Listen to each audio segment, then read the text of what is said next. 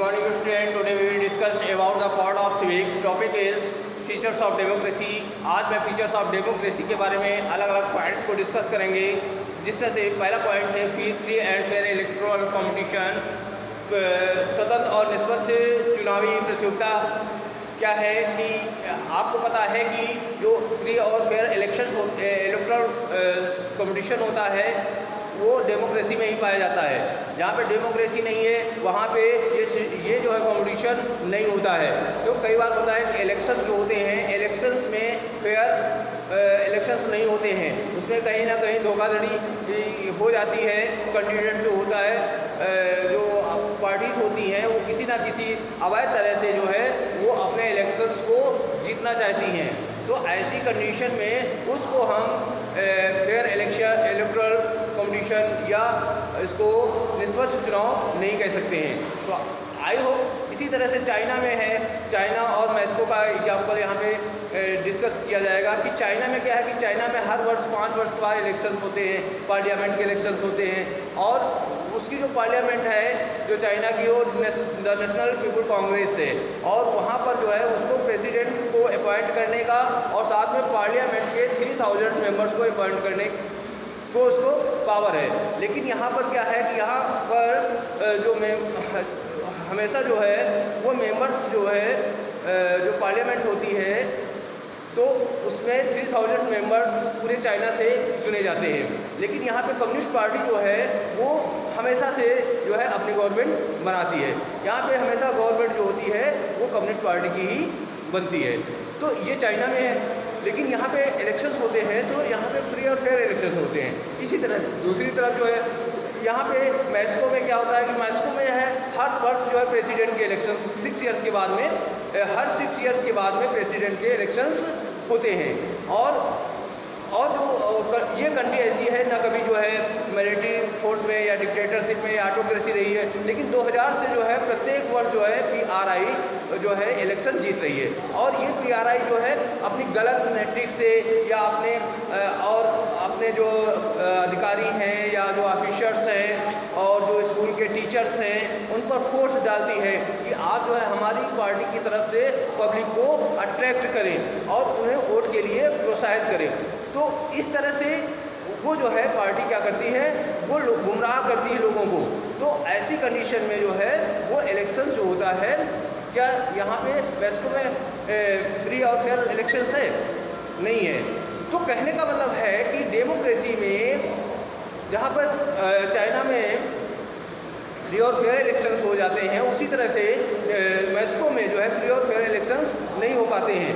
तो ऐसी कंडीशन में क्या है कि जो डेमोक्रेसी होती है, डेमोक्रेसी तभी है संभव है जहाँ पर फ्री और फेयर इलेक्टोरल कंपटीशन होता है। जहाँ पर फ्री और फेयर इलेक्टोरल कंपटीशन जहाँ पे होता है, प्रतियोगिता होती है, जहाँ पर वही जो होता है वही फेयर और फ्री इलेक्टोरल कंपटीशन डेमोक्रेसी में ही संभव है, और किसी भी पॉलिटिकल सिस्टम में ये संभव नहीं है। तो आई होप समझ में आ गया कि निष्पक्ष और स्वतंत्र चुनावी प्रतियोगिता होती क्या है। यानी जहाँ पर किसी प्रकार का जो है कोई जो है गलत व्यवहार या गलत तरीके से, अवैध तरीके से जो है इलेक्शंस को ना कंपटीशन में या न जीता गया हो, ऐसे जो इलेक्शंस जो होते हैं वो free and fair electoral competition के रूप में जाने जाते हैं। तो ये तो बात हो गई इसकी। इसके पश्चात जो अगली इसकी फीचर्स ये है 1 पर्सन 1 वोट 1 वैल्यू। यानी इसमें क्या है, इसको भी डिस्कस करेंगे। 1 person 1 value, 1 vote 1 value. Democracy की ये फीचर्स है कि 1 पर्सन एक व्यक्ति है और उसकी एक वोट है और उसकी एक वैल्यू भी है। आपने देखा होगा कई बार कि एक पर्सन की जो वोट होती है वो कितना इम्पोर्टेंस रखती है। अगर कोई भी कैंडिडेट जो है, मान लीजिए 2 पार्टीज हैं इलेक्शंस में खड़ी हुई हैं, एक के कैंडिडेट के मान लीजिए 10,000 वोट्स उसे प्राप्त हुए हैं और दूसरी तरफ एक जो पार्टीज है उसको 9,999 वोट्स प्राप्त हुए हैं। एक वोट से वो पार्टी जो है पीछे रह करके हार जाती है। तो अब ये आप बताइए कि एक वोट की वैल्यू क्या है जो एक वोट से वो गवर्नमेंट बनाने में असमर्थ रही है और एक वोट से कम होने पर वो गवर्नमेंट बनाने में असमर्थ रही है, वहीं पर दूसरी गवर्नमेंट जो है एक वोट से वो जो है आगे आकर के अपनी गवर्नमेंट बनाने में सक्षम हो गई है। तो कितना इम्पोर्टेंस है वन वोट की, यानी एक व्यक्ति की एक वोट का कितना इम्पोर्टेंस है, ये डेमोक्रेसी में संभव है कि डेमोक्रेसी में एक वोट की वैल्यू बहुत होती है। जो व्यक्ति 18 ईयर्स होता है या 18 ईयर्स से एबव होता है उसको जो है राइट टू वोट का अधिकार प्राप्त है, वो व्यक्ति जो है वोट डालता है। जब भी इलेक्शंस होते हैं, चाहे वो ग्राम पंचायत के हों, चाहे क्षेत्र पंचायत हो, चाहे जिला पंचायत हो, चाहे विधानसभा या लोकसभा राज्यसभा, कोई भी इलेक्शंस हो, वो कैंडिडेट जो होता है डेमोक्रेसी में पार्टिसिपेशन करता है और अपनी एक वोट की वैल्यू को स्पष्ट करता है कि हमारी एक वोट की वैल्यू क्या है। तो ऐसी कंडीशन में एक वोट की वैल्यू जो होती है वो बहुत इम्पोर्टेंस रखती है किसी भी इलेक्शंस के लिए।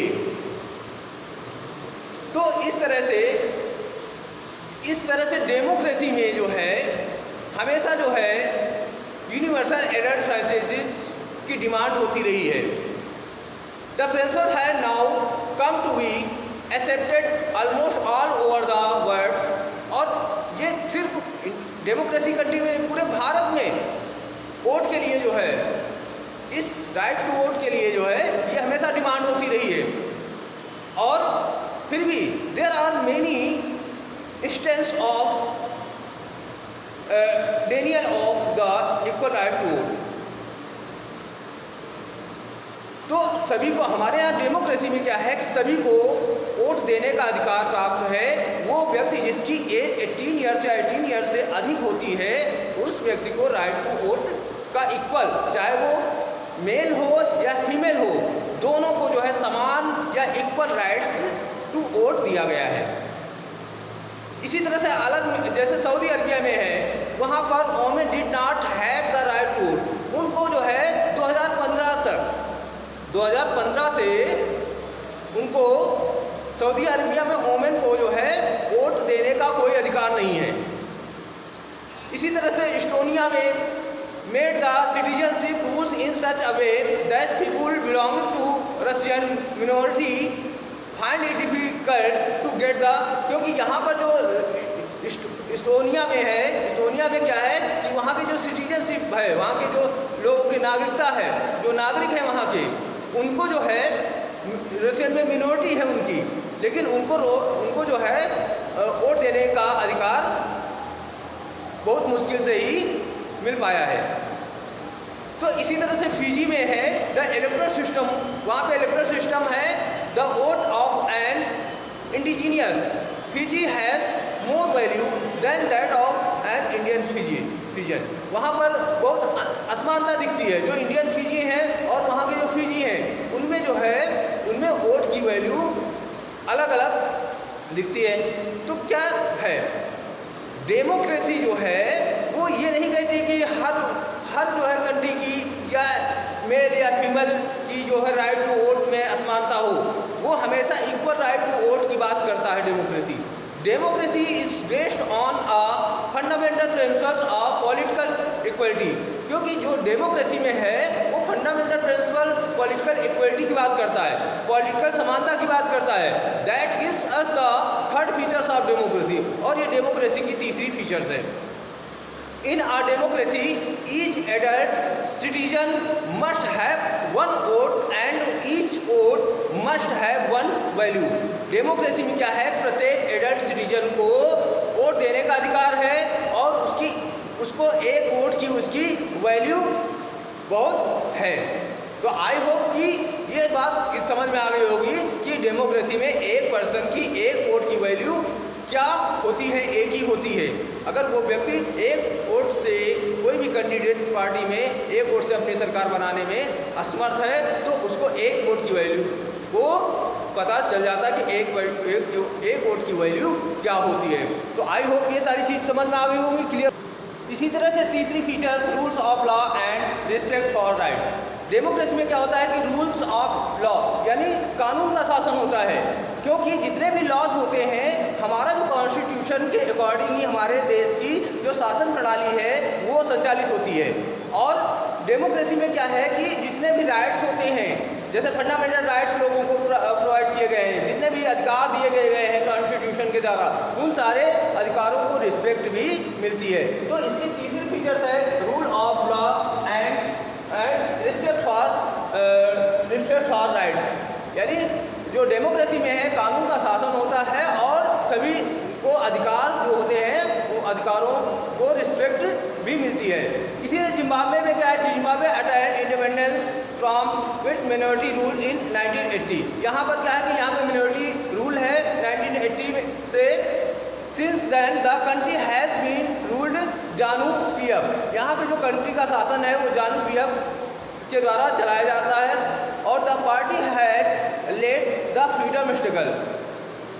इट्स लीडर, इसके जो लीडर हैं रॉबर्ट मुगाबे हैं, जिन्होंने कंट्री में शासन किया है इंडिपेंडेंस से लेकर के आज तक। इलेक्शंस पर held regularly and always won by जानू पीएफ। यहाँ पे जो इलेक्शंस होते हैं रेगुलरली होते रहते हैं और हमेशा जो है ये जानू पीएफ की जो है वो सरकार हमेशा इलेक्शन में हमेशा जीतती है। प्रेसिडेंट जो है यहाँ के हैं मुगाबे, वाज पॉपुलर, फेमस है, but also use unfair practice in elections. लेकिन ये जो है इलेक्शन में अनफेयर अवैच्छनिक कार्य करते हैं, गलत तरीके का प्रयोग करते हैं। Over the year his government change the constitution several times to increase the powers of the president. और इसी तरह से इलेक्शंस में ओवर द ईयर्स जैसे जैसे समय व्यतीत होता गया तो उसकी जो गवर्नमेंट है वो 7 टाइम जो है चेंज की गई, 7 टाइम चेंज की गई। और to increase the powers of the president, और प्रेसिडेंट को पावर उसकी बढ़ा दी गई। And make him less accountable, और इससे क्या हुआ वो बहुत ही अकाउंटेबल यानी कम उत्तरदायी बन गया। Opposition party meeting disturbed public protest and demonstration against the government were declared illegal अवैधानिक घोषित कर दी गई। There was a law that limited, कहने का मतलब ये है कि डेमोक्रेसी में जो है जो लॉ है कानून का शासन है वो ही चलता है, और कोई अवैधानिक तरह से या अवैध तरह से जो भी शासन प्रशासन है वो डेमोक्रेसी में नहीं चलता है। तो इस तरह से गवर्नमेंट जो है